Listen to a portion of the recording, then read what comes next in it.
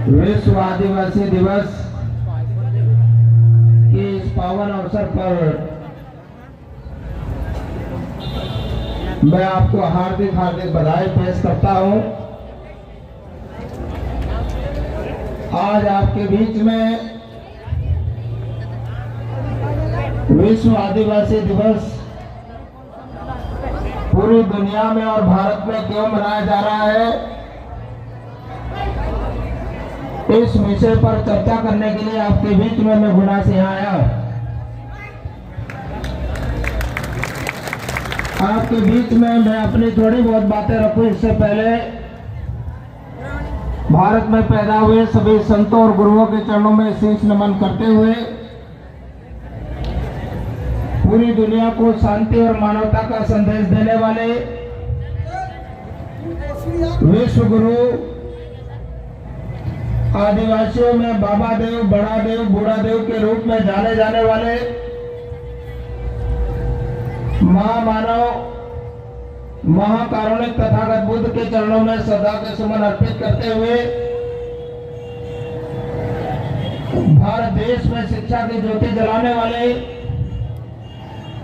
महामानव महात्मा ज्योतिबा फुले, माता सावित्रीबाई फुले, माता फातिमा शहीद के चरणों में श्रद्धा के सुमन अर्पित करते हुए आदिवासी समाज में पैदा हुए महान क्रांतिकारी अमर शहीद बिरसा मुंडा,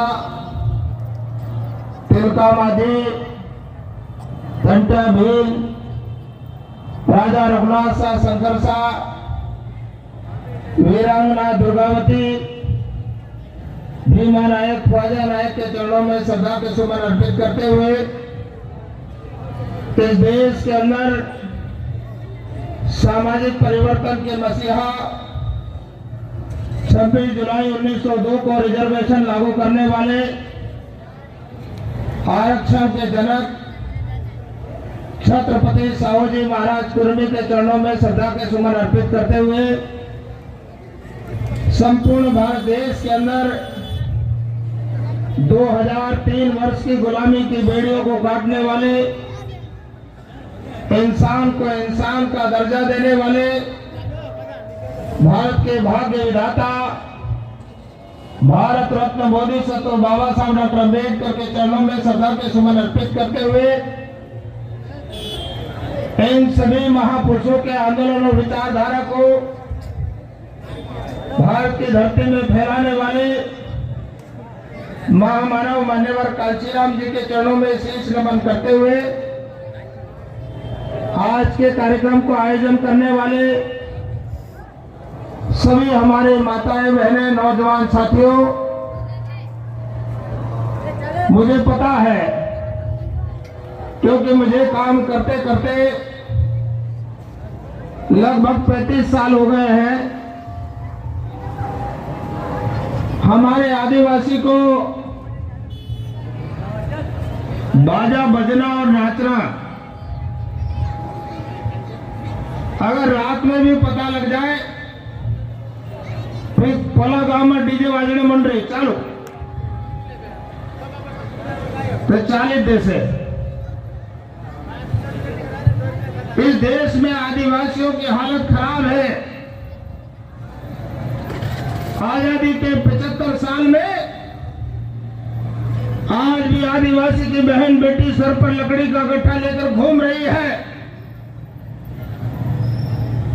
आज भी हजारों किलोमीटर हमारी बहन बेटियां मजदूरी करने के लिए सर पर पोटली बांधकर पलायन करती है। इसके पीछे कारण क्या है? हम आदिवासी विश्व दिवस समारोह तो मना रहे हैं,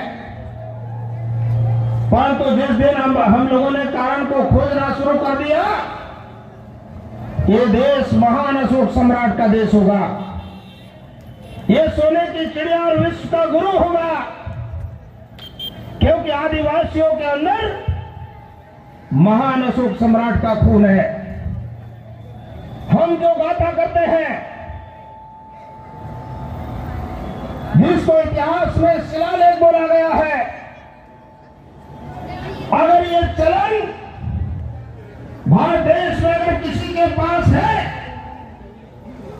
आज की तारीख में भीड़ भिलाना और घोड़ों के पास है, जिसको हम गाता बोलते हैं, खतरिया बोले। आज अगर नाच, जिसको निमाड़ में इंगल बोलते हैं, आज अगर आपके घर के अंदर घिलसरी खुटा है, उसको आपको पहचानने की जरूरत है। अगर आपके घर में कोई मांगलिक कार्यक्रम होता है, तो सबसे पहले आपके घर में पीपल का पत्ता आता है। या गुरु के सूती पेड़ का ही ना हो, पीपल पांडुली ना हो नहीं, क्यों आते हैं?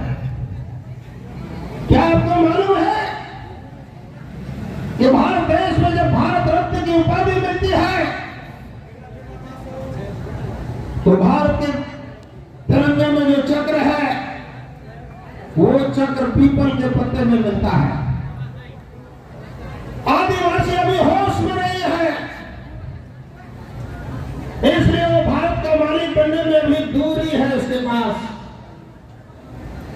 मैं आपको कभी फेसबुक या व्हाट्सएप पे नहीं लिखता हूं। जो फेसबुक और व्हाट्सएप चलाने वाले लोग हैं, वो सोचते हैं हमें ये तो फेसबुक और व्हाट्सएप पर दिखते ही नहीं है। हम लोग ग्राउंड पर काम करने वाले लोग हैं। समाज को ब्रेन से जब तक आप लोग तैयार नहीं करोगे, तब तक इस देश के शैतानों से आप लोग मुकाबला नहीं कर सकते हो। आपकी जो सिंधु घाटी सभ्यता है, उसको किसने खत्म किया? महान अशोक सम्राट ने तक्षशिला नालंदा विश्वविद्यालय बनाए, भारत देश को सोने की चिड़िया और विश्व का गुरु बनाया। भारत दुनिया का सर्वोच्च देश था और उसको खत्म किया। उसको पतन के रास्ते पर अगर किसी ने ले जाया, तो उसके बारे में आपको पता लगाना होगा। उसके बारे में आपको पता लगाना होगा। इसलिए मैं कहता हूं कि विश्व आदिवासी दिवस इतिहास का मामला है। काय का मामला है? इतिहास का मामला है। और इतिहास शासकों का होता है, गुलामों का नहीं होता है। इतिहास में शासकों का वर्णन होता है, गुलामों का कोई वर्णन नहीं होता है। और इतिहास ये कहता है कि जब दुनिया में करवट बदली, तब हमारे पुरखों ने, जो आज आदिवासी है, उसके बाद जो थोड़ी बहुत संस्कृति और सभ्यता बची है, और वो संस्कृति और सभ्यता क्यों बची है आपको मालूम है? क्योंकि आज भी आदिवासियों के गांव में ब्राह्मणों का निवास नहीं है। एक आध गांव बताइए मेरे को। आदिवासियों के जितने पुराने गांव हैं, हमारे पुरखे यहां से गुना चले गए। मेरी जन्मभूमि बड़ा बुरा है,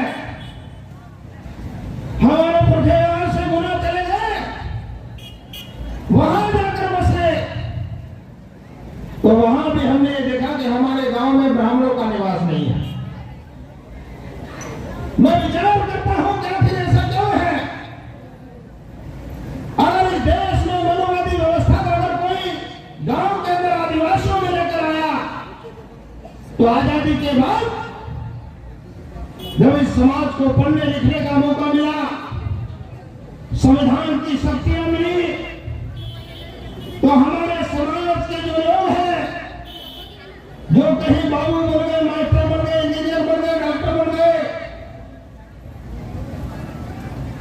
उन्होंने भी आदिवासी संस्कृति को धूमित किया। वही ब्राह्मण संस्कृति को लेकर आए। आदिवासी आजादी से पहले तक प्योर आदिवासी था। मुझे गर्व है कि जिस जाति में मैं पैदा हुआ, उस जाति में पटेल भी मेरा तो पुजारा भी मेरा। यहाँ भी भाई बेटे करा है, मेरा भी चुप पाड़े। मुझे गर्व है इस बात का।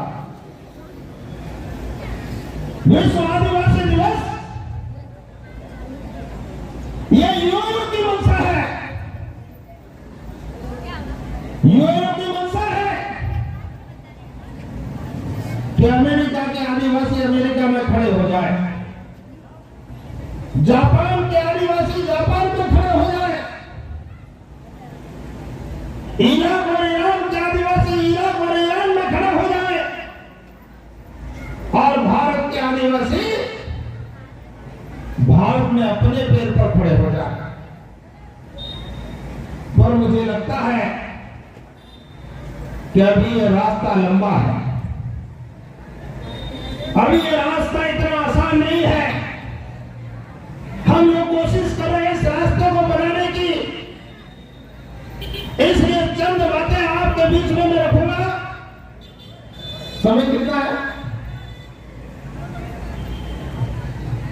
मेरे साथियों? 1993-1994 में यूएनओ में एक सुगबुगाहट मची कि दुनिया में इंडियन पीपल कौन है,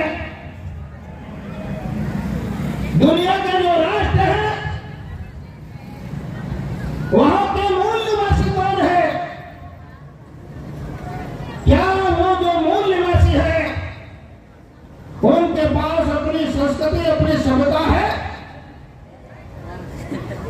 और इसके लिए 1993 में यूएनओ ने निर्णय लिया, एक वर्ष बाद हम इसकी चर्चा के लिए एक अधिवेशन, पूरी दुनिया का अधिवेशन, 196 देशों का अधिवेशन बुला है। यह नेता भारत में आया, भारत की सरकार को भेजा गया। मेरे साथियों मैं आपसे कहना चाहता हूं, तो भारत सरकार ने अपना पहला जवाब यूएनओ में भेजा और यूएनओ से बोला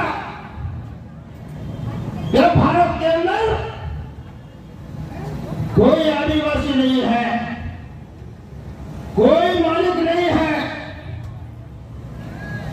फिर भी उन्होंने बोला, क्योंकि ये जो मध्य प्रदेश से कभी मध्य भारत हुआ करता था, इसलिए यूएनओ ने बोला भारत से 2 प्रतिनिधि आना है, एक मध्य भारत से आना है और एक संपूर्ण भारत से आना है। 2 प्रतिनिधि हमारे यूएनओ में गए, परंतु जो तत्कालीन सरकार इस देश के अंदर थी वो मनोवादी सरकार थी। विदेशियों के हाथ में भारत की हुकूमत थी और आज भी विदेशियों के हाथ में भारत का लोकतंत्र है। ये बात आपको समझने की आवश्यकता है। उन 2 प्रतिनिधियों ने जाकर यूएनओ में बोला क्या भारत में कोई आदिवासी नहीं है, और ये बात में हवा आपके बीच में नहीं कर रहा हूं, इस बात को पढ़ना चाहिए। 1994 से लगाकर 2004 तक मेरे साथियों पूरे विश्व के आदिवासियों में खलबलाहट मची, परंतु ऐसे समय में भारत देश के अंदर भी कई सामाजिक परिवर्तन के मसीहों ने जन्म ले लिया था और गली गली में आवाज ला रहे थे, भारत के लोगों होश में आओ, देश में अपना शासन लाओ। वो मसीहा इस देश के गली कूचों में जंगल बिहार में जाकर आवाज ला रहे थे कि भारत के लोगों होश में आओ, देश में अपना शासन लाओ।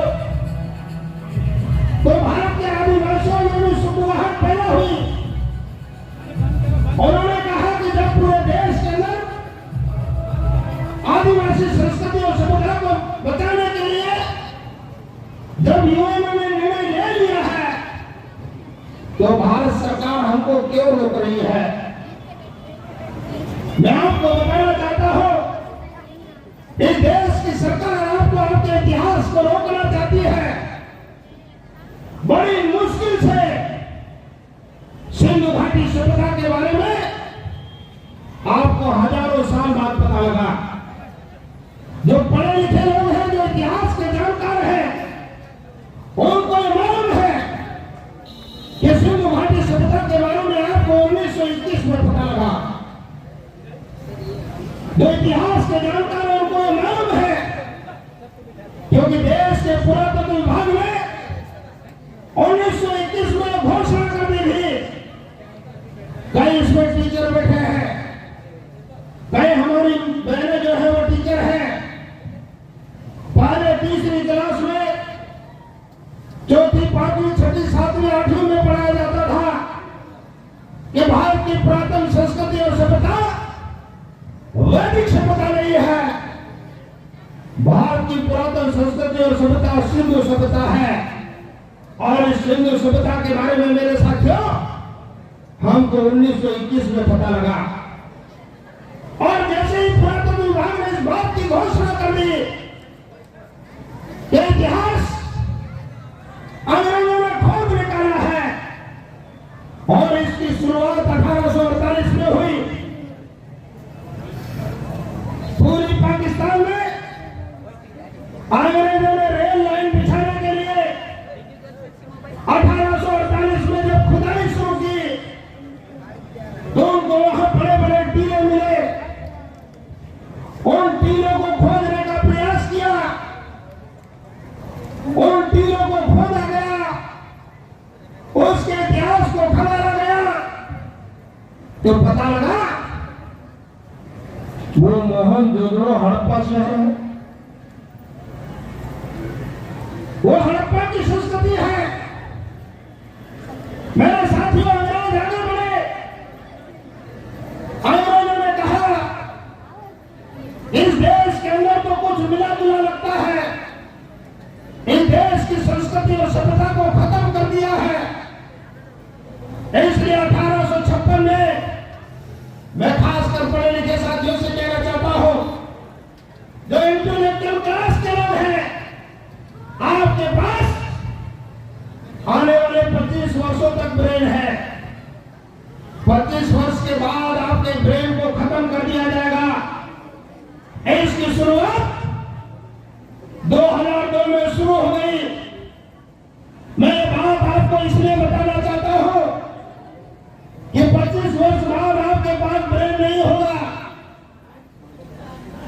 क्योंकि आपके हाथ में, आपके हाथ से कलम छीन ली है, आपके बच्चे के हाथ में कटोरा पकड़ा दिया है। और आप जानते हैं जिनके हाथ में कलम है उनके चेहरे खिले हुए हैं, खिले कि नहीं खिले हैं? जिनके हाथ में कलम की ताकत है, जिसने ग्रेजुएशन कर लिया, जो सरकारी नौकरी में चला गया, उसके चेहरे खिले हुए हैं। और इस देश की जो मनवादी सरकार है, जिसको मैं आर्यों की सरकार बोलता हूं, ये जो मनवादी सरकार है, उनको मालूम है कि शिक्षा शेरनी का दूध है, जो पिएगा वो दहाड़ेगा।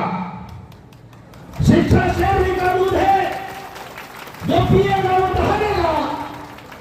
इसलिए बड़ी आसानी से इस देश में पंडित अटल बिहारी वाजपेयी की सरकार ने 2002 में कानून बनाया। कानून का नाम बहुत अच्छा है, सर्व शिक्षा अभियान, पर काम बड़ा खतरनाक है। खाना ऊपर वाले को नहीं मिलेगा, खाना नीचे वाले को मिलेगा। अगर ऊपर वाले को खाना दे दिया तो इसमें जागृति पैदा हो जाएगी, ये इतिहास को खोजने लगेगा, ये मालिक होने की बात करने लगेगा, ये अपने हक और अधिकार को खोजने लगेगा, ये जल जंगल जमीन की बात करेगा, ये हुक्मरान होने की बात करेगा। इसलिए मेरे साथियों 2002 में कानून बनाया और कानून बनाकर मध्याह्न भोजन लाया गया। ये शैतान लोग हैं, नाचने कूदने से काम नहीं चलेगा। अभी मैं देख रहा था हमारे युवा, जब हमारी कुछ बेटियां इधर प्रोग्राम प्रस्तुत कर रही थी तो युवा अपने एंड्रॉइड मोबाइल को लेकर यहां भीड़ लगा लिए, कोशिश नाचे देख देते खरा दूसरा भी बोता सुन हो सकता है। पर मैं आपसे कहना चाहता हूं कि जब मध्याह्न भोजन लाया गया तो प्राइमरी और मिडिल के मास्टर से यह बोल दिया कि अब मुझे पढ़ाने की जरूरत नहीं है, बच्चों को रोटी खिलाने की जरूरत है। इसलिए स्कूल की दीवार पर बाहर लिख दिया, सोमवार को फलानी रोटी और फलानी दाल मिलेगी, मंगलवार को खीर पूड़ी मिलेगी, बुधवार को आलू की सब्जी, एक और दाल, उसके साथ में अच्छी रोटी, चना मिलेगा, कभी गुड़ मिलेगा। परंतु शिक्षा नीति में यह तय नहीं किया गया कि किस दिन हिंदी पढ़ाई जाएगी, किस दिन गणित पढ़ाई जाएगी।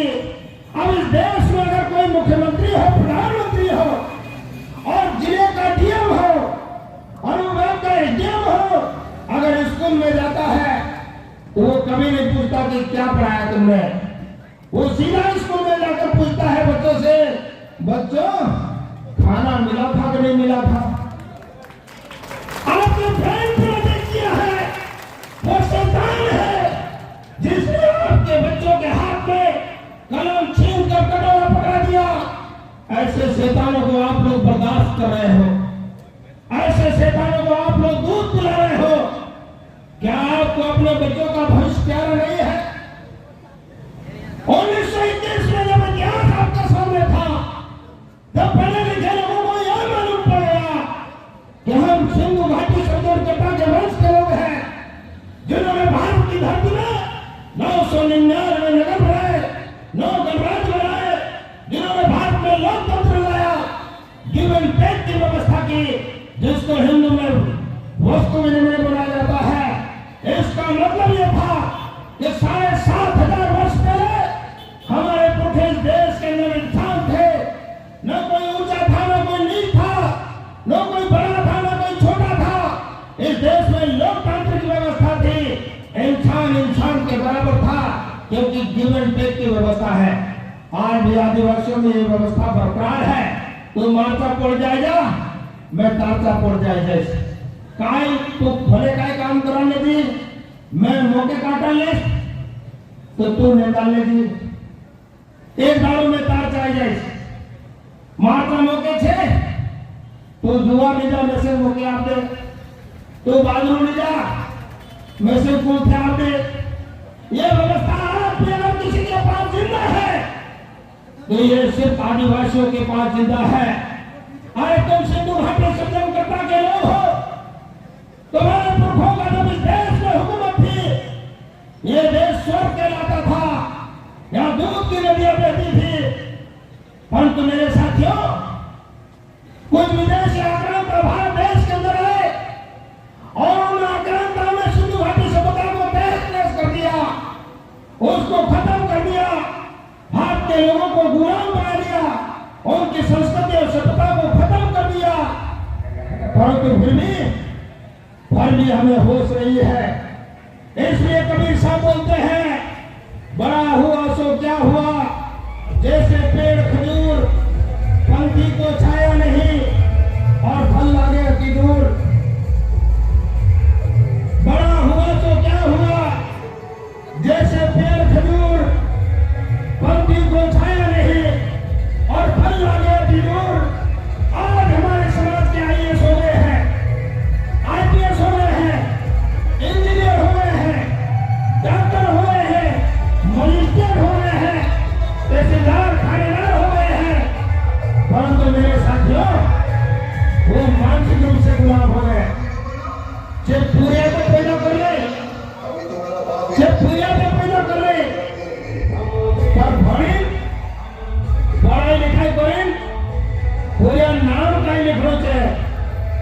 तो महाराजा का पूछ रहे जाए तेरा नाम का बोलो इंजीनियर बन जो डॉक्टर बन जो उसको पढ़ लेकर अपने इतिहास की खोज करना थी।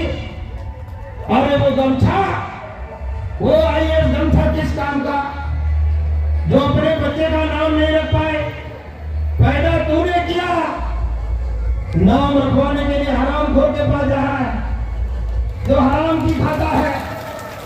इस व्यवस्था का शिकार हो तुम्हारी सिंधु घाटी से पता 3,500 वर्ष से तुम्हारा इंतजार कर रही है। आदरणीय सीएम साहब ने बोला था ईसा पूर्व हम 186 वर्ष पहले चले जाते हैं। तुम्हें मानता हो उस समय मौर्य काल में इस देश के महापुरुषों ने संघर्ष किया। सिद्धार्थ गौतम की वजह से यह व्यवस्था फिर से लौट कर आई और चंद्रगुप्त मौर्य के बाद बिंदुसार और बिंदुसार के बाद महान अशोक सम्राट ने इस व्यवस्था को अंगीकार किया और जब पुनः इस व्यवस्था को अंगीकार किया तो ये भारत देश फिर से सोने की चिड़िया और विश्व का गुरु बना। तक्षशिला नालंदा विश्वविद्यालय दुनिया के अंदर मेरे साथियों जाने माने विश्वविद्यालय हुआ करते थे। आप लोग इस बात को पढ़ते हो नालंदा विश्वविद्यालय को आग लगाई गई उस विश्वविद्यालय में 6 महीने तक आग जलती रही। इतना बड़ा इतिहास एक विश्वविद्यालय के अंदर हमारा था। उसमें आग लगाने वाला कौन है उस व्यवस्था को खत्म करने वाला कौन है सम्राट अशोक के 84,000 स्तूप को खत्म करने वाला कौन है। इस बात की जानकारी अगर आपको नहीं है तो आपको कोई हक नहीं बनता है आपको कोई अधिकार नहीं बनता है कि आप विश्व आदिवासी दिवस मनाने के हकदार हो। क्योंकि मैं कहता हूं विश्व आदिवासी दिवस इतिहास का मामला है। ये तो अंग्रेजों का भला हो और पहला गवर्नर भारत के अंदर आया। मेरी बात कान खोलकर सुन लेना। बंगाल में पहला गवर्नर 1772 में भारत के अंदर आया। लॉर्ड वारेन हेस्टिंग्स उसका नाम। उसने भारत में आकर पहली बार ही बंगाल में खलबली मचा दी थी। क्या इस बात को आप जानते हो? एक सम्राट नंद कुमार देव ब्राह्मण सम्राट जो बंगाल का सम्राट था उसको मौत की सजा अगर किसने दी तो लॉर्ड वारेन हेस्टिंग्स थे। लॉर्ड वारेन हेस्टिंग्स थे। इस देश के अंदर इतिहास दबा पड़ा है। लॉर्ड वारेन हेस्टिंग्स ने क्यों सजा दी? आप इतिहास में पढ़ते हो पर खोजने की कोशिश नहीं करते हो। आप इतिहास को पढ़ते इसलिए हो क्योंकि आपका पेड़ भर जाए रावड़ी जाए तो रोकड़ी जाणू चाहे काय लड़े भरजे पेड़ रावड़ी खातला घुर्ची रावड़ी का जो निकाल देला जीबी बड़ी मुश्किल से जोड़ते नहीं। जीबी रावड़ी बड़ी मुश्किल से जोड़ते नहीं। भर दिया डॉक्टर बन गया इंजीनियर बन गया साफ बन गया है बापड़ा जे नहीं भर रहा कौन भर रहे थे तो है जो तेरे मोटो साफ बोल रही हो तो जो साफ क्या करे जो साफ रबड़ी के इंतजाम में लगा। कौन से इंतजाम में? रबड़ी के इंतजाम में लगा है। उसको इतिहास की कोई जानकारी नहीं है और जिसको इतिहास की कोई जानकारी नहीं है तुम नारे लगाते रहो जुबट कुड़ीन छे जे पूरा बापड़ा नारा लगाड़े आमरू छे जी धोती कुड़ीन छे आमरी छे तो काय कोणे की जोड़ जासे जी धोती जोड़ जासे अरे धोती कुड़ीन हाथ में छे। आप पूरा देश का जो बेचने मंड रहा जंगल का जो बेचने जा 39 लाख हेक्टेयर जमीन जंगल की जमीन को पूंजीपतियों के हाथ में वर्तमान सरकार ने दे दिया। इसका प्लान 2002 में बना था। हम लोग पढ़ते नहीं है समझते नहीं है इसलिए मैं कहता हूं यदि आपके पास 25 साल तक ब्रेन है फिर तो ब्रेन आएगा भोजन वाला होगा। फिर जो ब्रेन आएगा वो कौन सा होगा? वो मध्याह्न भोजन वाला ब्रेन होगा। वो सड़े हुए गेहूं को पिसा होगा जिसमें कोई विटामिन नहीं है। 99% विटामिन निकल गया। खाने के 6 घंटे 8 घंटे बाद 1% बचा जिसमें आपको जीना है। और आदिवासी फिर 99% कुपोषित होगा। क्या होगा? कुपोषित होगा, शरीर से कुपोषित होगा, ब्रेन से कुपोषित होगा। इस देश के लोग चाहते हैं, इस देश के लोग चाहते हैं आप दाने दाने के लिए मोहताज हो जाओ, आप दाने दाने के लिए मोहताज हो जाओ। क्योंकि आपने जिनको सरकार दी, आपको अभी तक लोकतंत्र समझ में नहीं आया, क्योंकि आपने लोकतंत्र को पढ़ा नहीं। अगर आप लोकतंत्र को पढ़ लेते तो शायद संविधान के प्रेमबल से पहले, संविधान के प्रेमबल से पहले बाबा साहब डॉक्टर अम्बेडकर ने संविधान के प्रेमबल से ऊपर लिखा है, शिक्षित बनो, संगठित रहो और संघर्ष करो। प्रेमबल से पहले लिखा। क्या इस देश में संविधान को तुम बचा सकते हो तो बिना शिक्षा के नहीं बचा सकते। शिक्षा आपको इतिहास की ओर निश्चित रूप से ले जाएगी, निश्चित रूप से ले जाएगी। जब मैं भिलाला समाज के 2011 में इंदौर में गया, पहला कार्यक्रम हुआ जिसने ये गाना बनाया, स्वामी धारणा हमरो अक्षे चाम लेड़ो छे। वो 2011 में सरस्वती के गाने पूरा करते थे, जय गणेश की आरती करा करती थे। 2014 के बाद समझ में आया, 2014 में जब मोहन भागवत ने बोला कि संविधान और आरक्षण को खत्म करेंगे, तब आदिवासियों को समझ में आया कि रोपड़ी से जाने वाली से। तो 2014 के बाद बाबा साहब क्या है, टंडन भील क्या है, बिरसा मुंडा क्या है, महात्मा फुले कौन है, साहू महाराज कौन है, इसकी जानकारी जुटाना शुरू कर दी। पर वो आधी अधूरी है, अभी वो ज्ञान आधा अधूरा है, इसलिए उसको छूना आपकी जिम्मेदारी है, नैतिक जिम्मेदारी है। क्योंकि इन बच्चों का भविष्य हमारे कांधों पर है, इन बच्चों का भविष्य हमारे कांधों पर है। अगर हमने सही रास्ते इख्तियार नहीं किया तो आने वाले समय में हमारे सामने हमारे बच्चे गुलाम हो जाएंगे, क्योंकि संविधान को बदलने की तैयारी चल रही है। 14 अप्रैल 2025 से पहले इस देश में संविधान को बदल दिया जाएगा।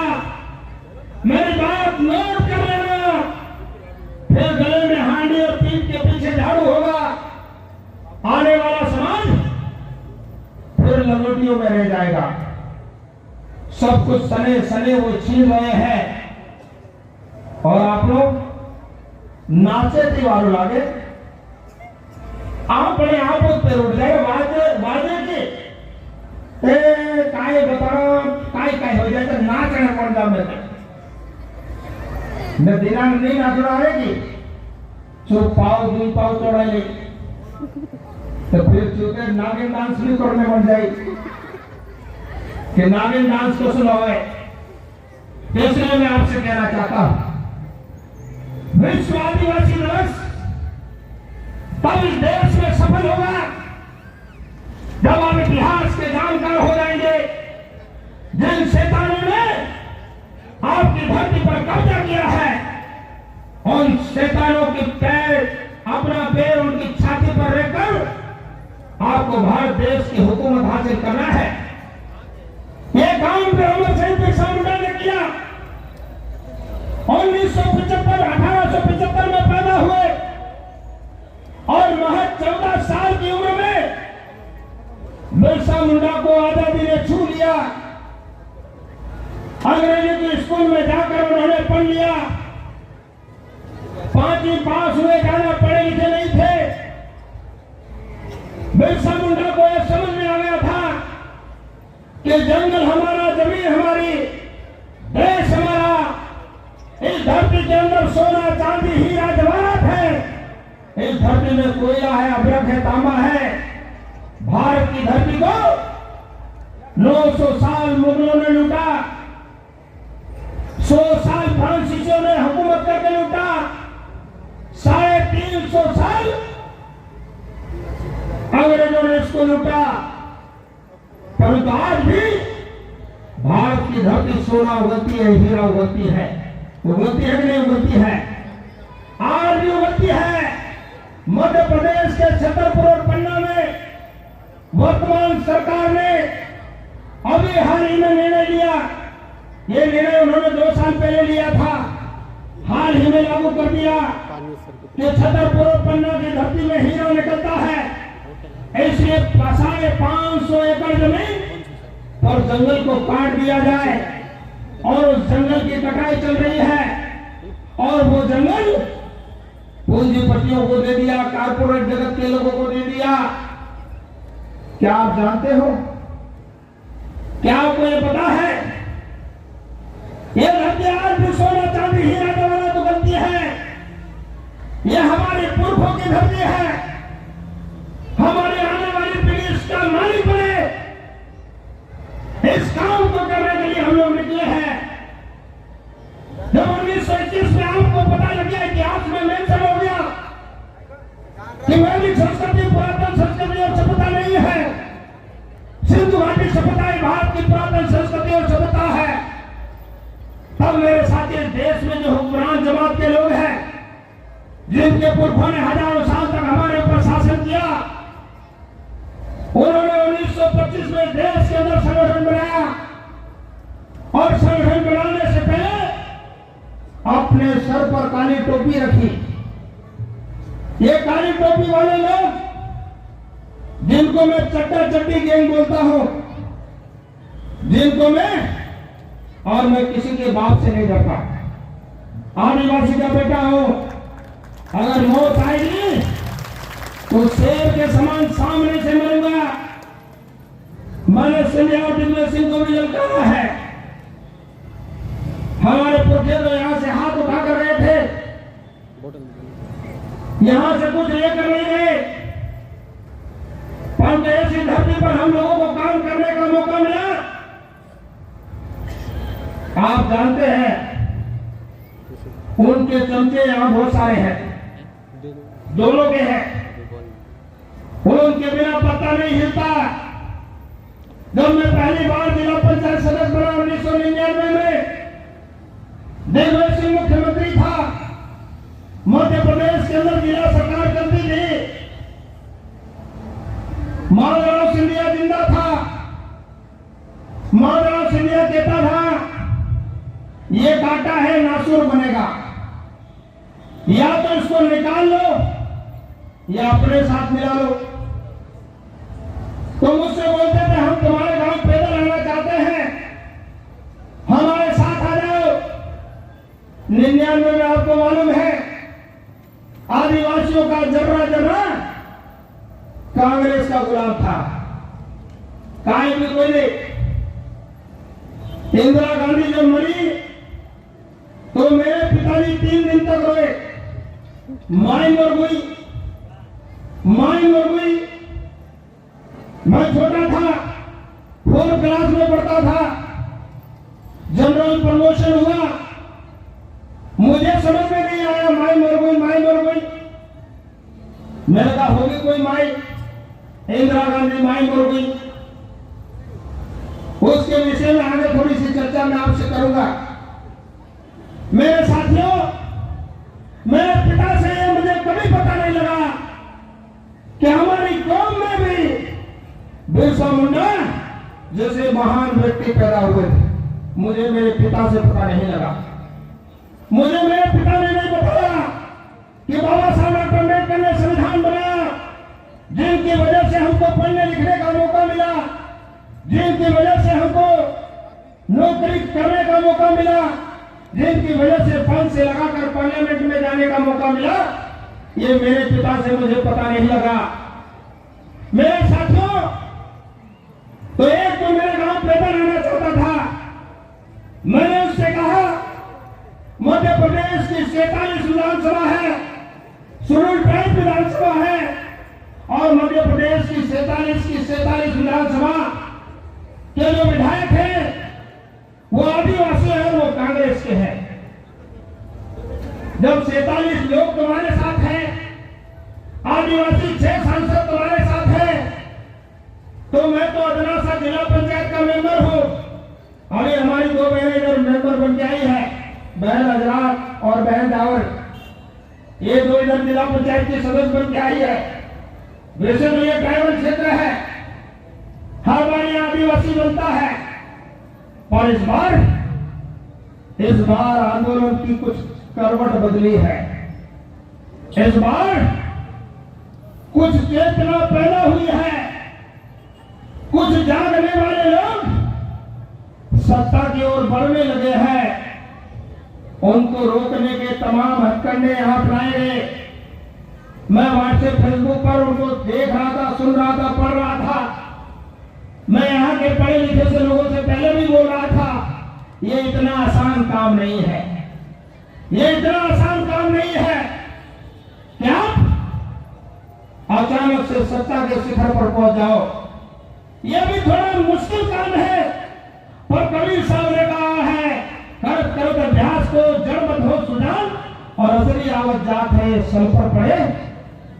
अगर लगातार प्रयास करोगे तो जिस प्रकार से रस्सी शिला को काट सकती है, उसी प्रकार से तुम सामंतवाद, मनुवाद, ब्राह्मणवाद और पूंजीवाद को भी एक दिन परास्त करोगे। ये मुझे जानकारी है, इस बात की मुझे जानकारी है। इसलिए हिम्मत नहीं हारना, अपने रास्ते पर चलते रहना, कई मोड़ आएंगे। मेरे साथियों, एक सामंत बोलता था, पैदल आ रहा हूं गांव तक। मेरे गांव में उस समय साइकिल जाने का रास्ता नहीं था, चारों तरफ पहाड़ियां हैं, बीच में गांव बसा है, पैदल भी बड़ी मुश्किल से पहुंच पाते थे। दूसरा, जब मैं जिला सरकार का मेंबर बन गया तो दिग्विजय सिंह बोलता था, जिला सरकार की मीटिंग में बोलता है, डावर जी मेरे साथ आ जाओ, तुमको मैं आदमी बना दूंगा। क्या बोलता हूं? आदमी बना दूंगा।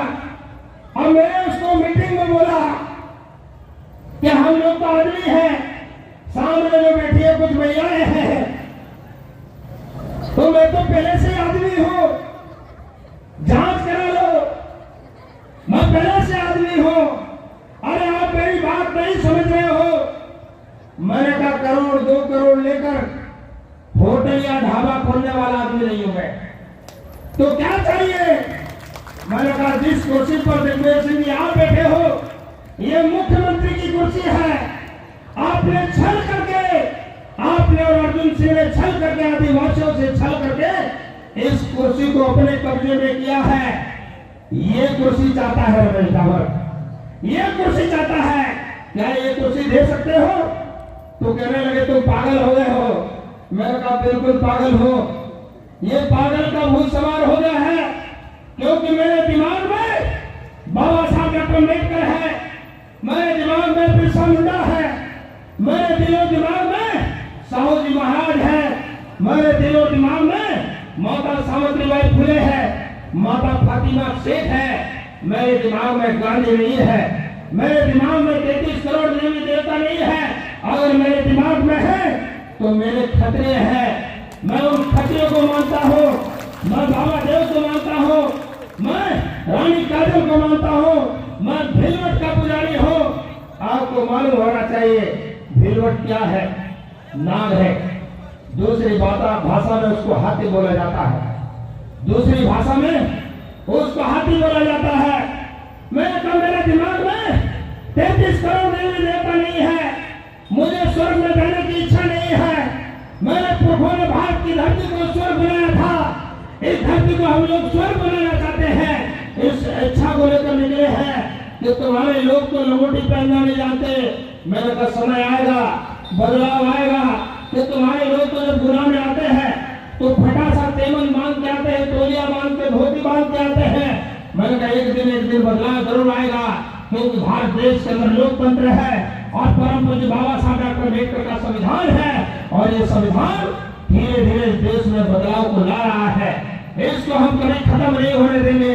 मेरे साथियों, तमाम प्रकार के यत्न हुए, 3 महीने 14 दिन जेल में रहना पड़ा, जंगल की जमीन हम लोग जोत रहे थे। उस समय वाला अधिकार अधिनियम 2005 से लागू नहीं हुआ, पट्टे नहीं मिले, तमाम प्रशासन हमारे पीछे लग गया कि इनको उधार देंगे, इनको उधार देंगे।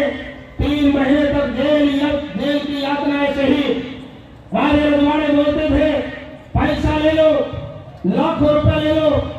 एक एसपी था मेरे यहाँ, मधु कुमार एसपी, मधु कुमार, वो कहने लगा डावर साहब राजनीति करना यानी कि पैसे बनाना है। मैंने कहा वो तुम्हें मुबारक हो। मैं उस समय 2002 की घटना है, सतना के रामपुर बगलान में कार्यक्रम कर रहा था। एसपी बुलाता है कि 24 घंटे के अंदर आप आओ, मुख्यमंत्री का दबाव है, आपसे बात करना है। मैंने कहा क्या बात करना है? बहुत अर्जेंट बात करना है। उस समय मेरे साथ में सांसद शुक्लाल कुशवाहा थे, मुझसे कहने लगे आपको जाना चाहिए। मैं रात में 2 बजे आकर उनसे मिलता हूँ, वो मुझे सलाह देता है। वो सुनूर कास्ट का आदमी था और सलाह क्या देता है? पैसे बनाना ही राजनीति है, पैसे कमाओ, राजनीति यही देती है। मैंने कहा हम इतिहास को बदलने के लिए निकले हैं, तो कहने लगे 1000 रमेश डावर के चिल्लाने से मैं एसपी से बाबू नहीं बन सकता हूँ, परंतु राजा दिग्विजय सिंह मुख्यमंत्री है और उसकी कलम अगर चल जाएगी तो मैं एसपी से वल्लभ भवन में जाकर डीजीपी कार्यालय में बाबू बन जाऊंगा। इसलिए तुम्हें जेल जाने की तैयारी करना चाहिए। मैंने कहा हमने बिरसा का इतिहास पढ़ा है, हमने कंटिया का इतिहास पढ़ा है, वीरांगना अवंतीबाई लोधी को पढ़ा है, वीरांगना झलकारी बाई कोरी को पढ़ा है। हमको मालूम है कि आजादी खून से मिलती है, आजादी पसीने से नहीं मिलती है। इसलिए इस भूल में मत रहना कि आपको आजादी पसीने से मिल जाएगी। मेरे साथियों, तमाम यात्रा सहने के बाद आज हम लोग खड़े हैं। कोई तीसरा स्तंभ मानता है। जब मुझे पूरे मध्य प्रदेश में काम दिया गया 2016 से, मध्य प्रदेश के हजारों गांव में मैं घूमा, कई गलियों में घूमा, हजारों रात मैंने जंगलों में बिताई। 2016 से जैसे मैंने गुना छोड़ा तो गुना में चर्चा का विषय हो गया। रमेश डावर ने तो अलीराजपुर में जाकर कॉलेज बना लिया है, उसके तो बड़े बड़े अस्पताल बने हुए हैं। जब मैं यहाँ से लौटकर, मध्य प्रदेश से लौटकर वापस गुना जाता हूँ तो गुना के कलेक्ट्रेट में, तहसील में, थाने में, हर विभाग में जाता हूँ तो मुझसे पूछते हैं डावर साहब तुम्हारा कॉलेज कैसा चल रहा है? मैं बड़ा सस्ते में आश्चर्यचकित, जिस गांव में जाओ ये बड़े खतरनाक लोग हैं, जिनसे आपका मुकाबला है वो आपको बदनाम करने की कोशिश करेंगे। बहन जनाबी, ये शुरुआती समय है, रिंकू बालाजी, ये शुरुआती समय है, अभी तो आपको बहुत कुछ झेलना है। अगर आपको बिरसा के रास्ते पर चलना है, अगर आपको बाबा साहब डॉक्टर अम्बेडकर के रास्ते पर चलना है तो अपने आप को विचारों से मजबूत कर लेना, क्योंकि जो लोग विचारों से मजबूत होते हैं वो फिर अपना रास्ता स्वयं बनाते हैं और उनको किसी की आवश्यकता नहीं होती है। मैं जब मध्य प्रदेश से लौट कर गया, बार बार जब लौट कर जाता था, क्योंकि महीने में 20 से 25 दिन मध्य प्रदेश के जंगलों में, गांव में जाकर 50-100 लोगों को इकट्ठा करना, उनके प्रेम को तैयार करना। मुझे आदिवासी बेल्ट में भी कहा गया डावर साहब जो आप काम कर रहे हैं ये मुश्किल काम है, इधर आपकी दाल गलने वाली नहीं है। मैंने कहा मैं कभी एक अनुयायी हो, कभी ने कहा है और कभी एक ऐसा व्यक्ति है जिसको बाबा साहब डॉक्टर अम्बेडकर ने अपना गुरु माना। किसने माना? अगर आप बाबा साहब डॉक्टर अम्बेडकर को पढ़ेंगे तो बाबा साहब डॉक्टर अम्बेडकर ने अपना पहला गुरु फूले को माना और दूसरा गुरु कबीर को माना, और कबीर कभी भी स्कूल नहीं गए और बाबा साहब डॉक्टर अम्बेडकर इस देश में सिंबल ऑफ नॉलेज है। इस दुनिया में क्या है, लाइट हमेशा कि शरण में गए वो सिंबल ऑफ नॉलेज हो गए। दुनिया में आज तक उनसे कोई पढ़ा लिखा व्यक्ति उनके मुकाबले में नहीं है। 500 साल तक इस धरती पर उन जैसा व्यक्ति पैदा नहीं हो सकता, इस बात की मेरी गारंटी है। इसलिए मैं आपसे कहना चाहता हूँ कि हम लोग तो संघर्ष के रास्ते पर निकल चुके हैं। नौजवान साथियों, माताओं बहनों, मैं आपसे कहना चाहता हूँ कि आदिवासी क्षेत्र है, यहाँ पंच से लगाकर पार्लियामेंट आपका ये आपकी जाति का होगा। मुकाबला उनसे ही है। अंतर इतना है कि वो बड़े बड़े सेठ साहूकार राजे रजवाड़ों के चमचे हैं और चमचा अपनी मर्जी से कुछ नहीं करता है। चमचा अपनी मर्जी से कुछ नहीं करता है। चमचे को ऑपरेट करने वाले लोग होते हैं। इसलिए आप लोग ऑपरेट करने वाले लोगों पर निशाना करते रहना। विश्व आदिवासी दिवस इतिहास का मामला है और इतिहास आपको भगाना चाहिए, इतिहास आपको पढ़ना चाहिए। इतिहास आपको आवाज दे रहा है, ये धरती आपको आवाज दे रही है कि फिर आप इस देश को सिंधु घाटी से बता देंगे, फिर इस देश को महान अशोक सम्राट देंगे। मैं आपसे अपील करते हुए बहुत सारी बातें आपके बीच में करना थी। बोलने के लिए तो मैं 10-10 घंटे बोल सकता हूँ, 8-8 10 दिन 15-15 दिन सेमिनार भी ले सकता हूँ। बोलने की कोई कमी नहीं है, बातें बहुत सारी भरी पड़ी है, परंतु बात समझने की है। अगर आपको बात समझ में आ जाती है तो आप लोग इतिहास के हकदार बनकर आगे बढ़ेंगे। और मैं आपसे भरोसा करता हूँ, आपसे आशा करता हूँ कि आने वाले समय में आप लोग एक मजबूत तरीके से फिर यहाँ इतिहास को खड़ा करेंगे। इतिहास आपको आवाज देगा और इतिहास के साथ आप खड़े होंगे। ऐसी मैं अपेक्षा करते हुए अपनी बात को खत्म करता हूँ। जय हिंद, जय बिरसा, जय भारत।